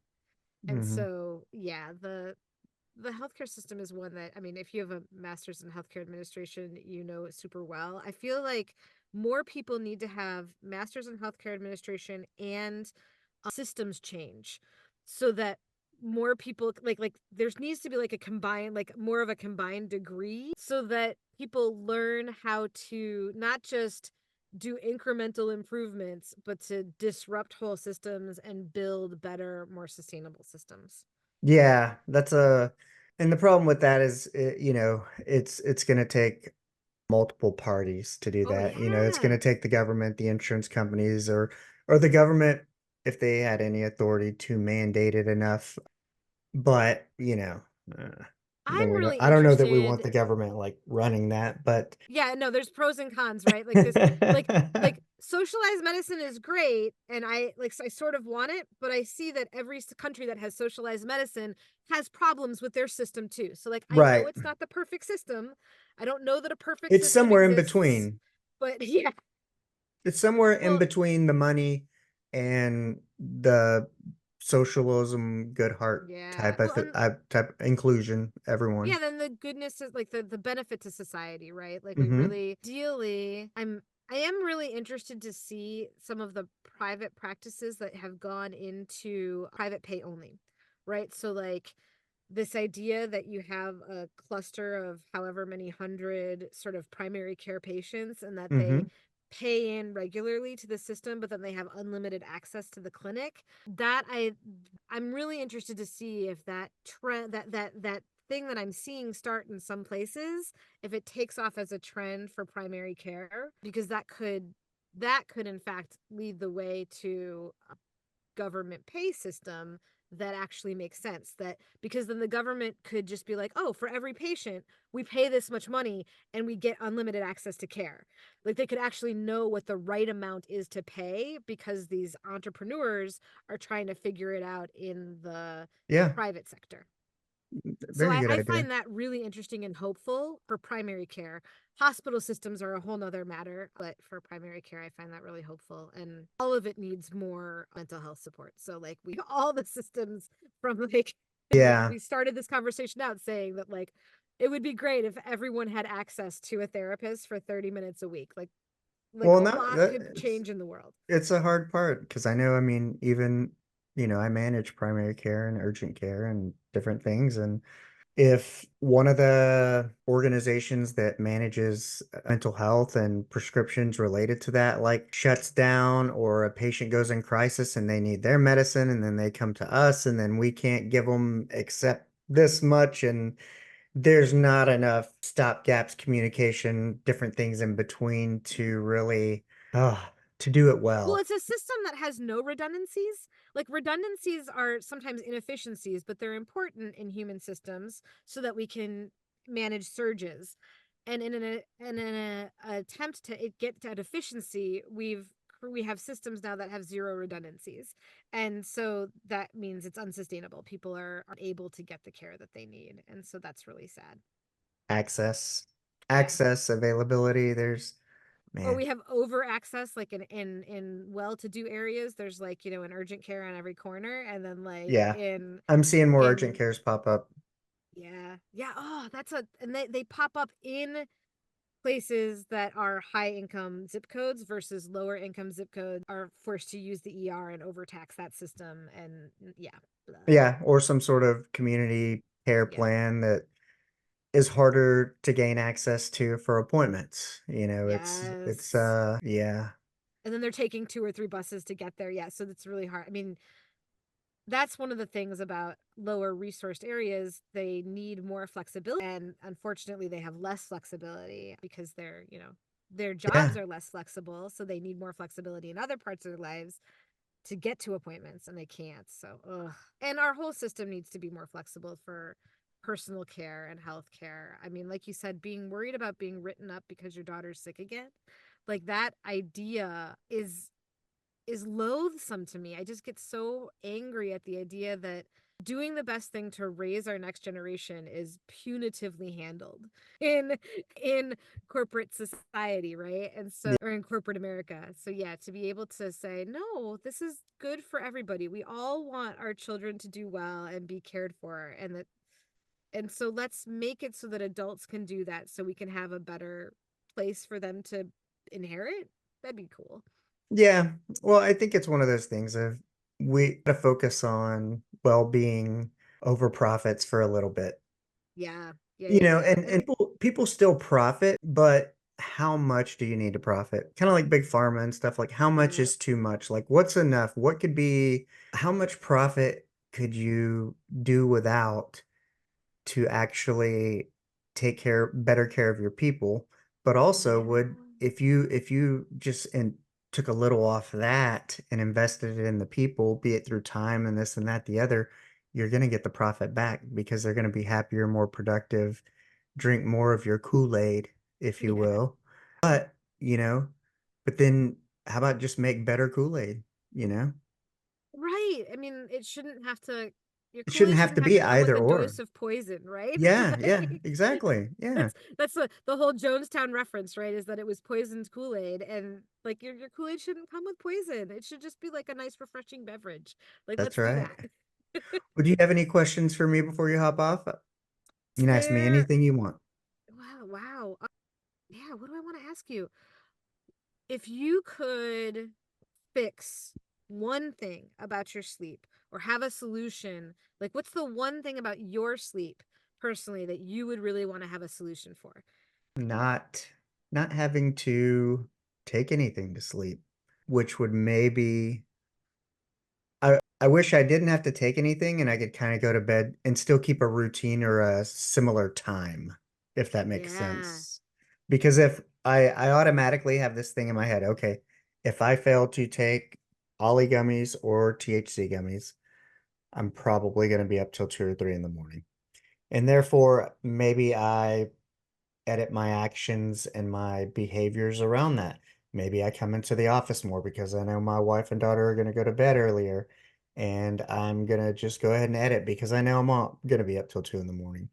So that, I don't know. I don't know if I should, I'm going to lay down at 10 every night regardless and maybe turn on sleepless and try that.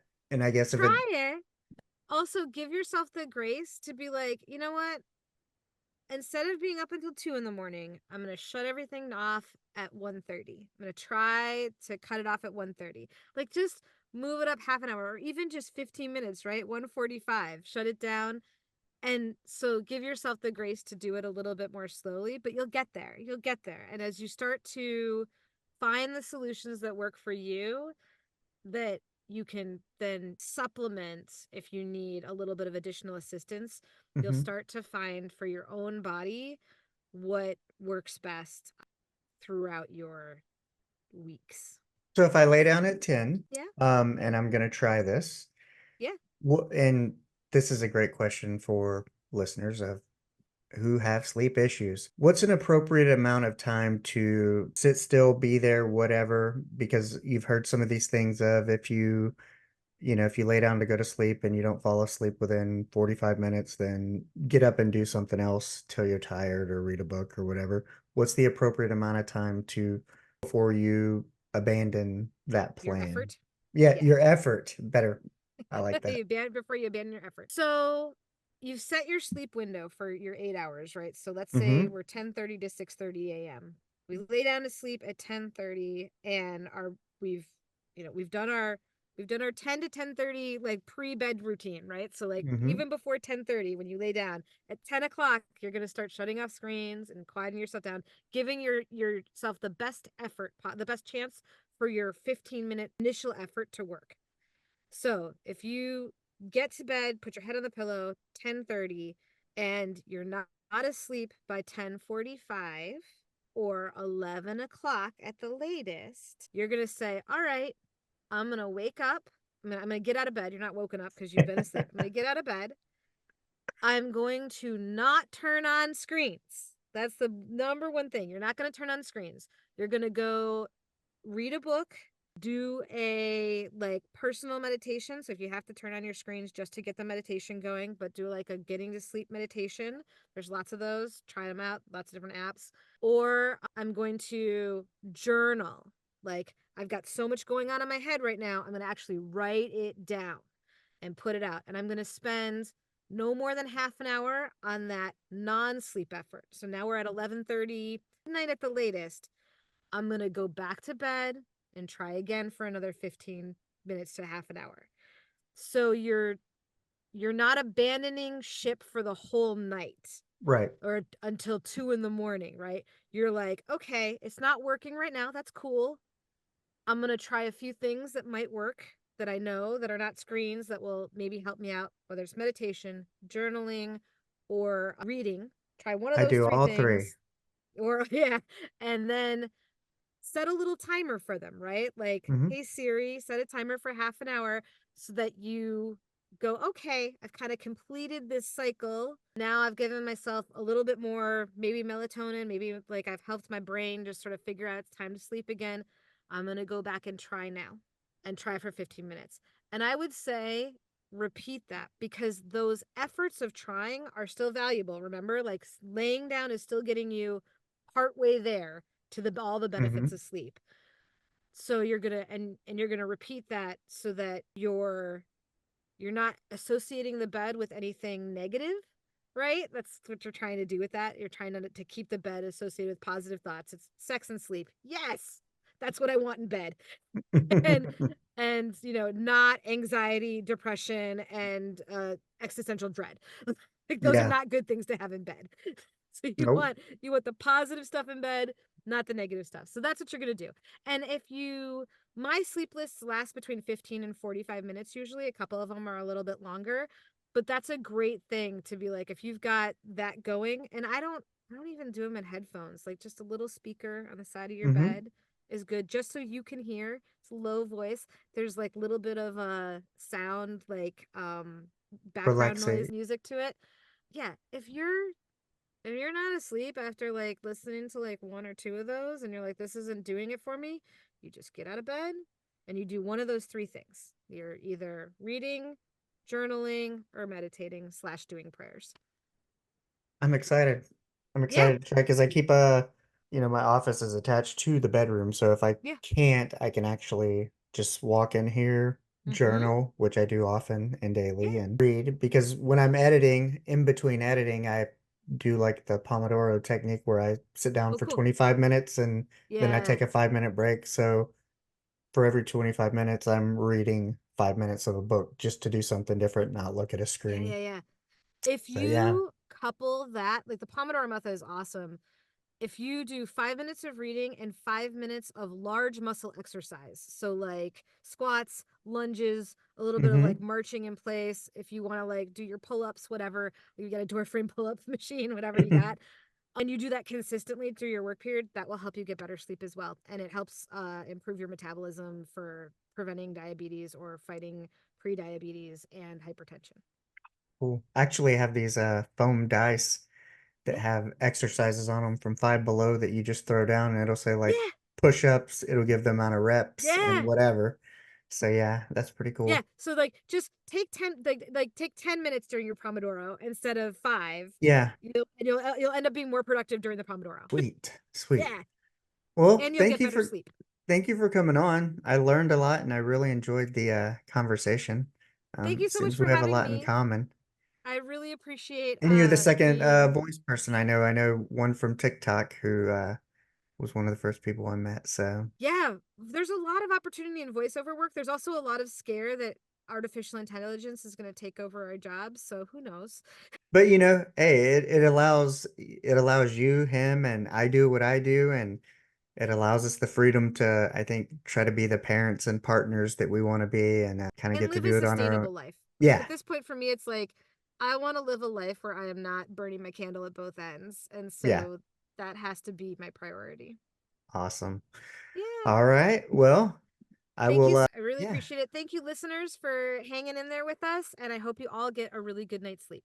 awesome. I'll email you with the info when it's going to be released and whatnot, and I'll see you on the other side. Thank you so much. All right, bye bye. Well, that's a wrap. I hope you enjoyed the conversation. Please remember to rate, review, and subscribe wherever you get your podcasts from. Remember, go out and be the person that you want to meet.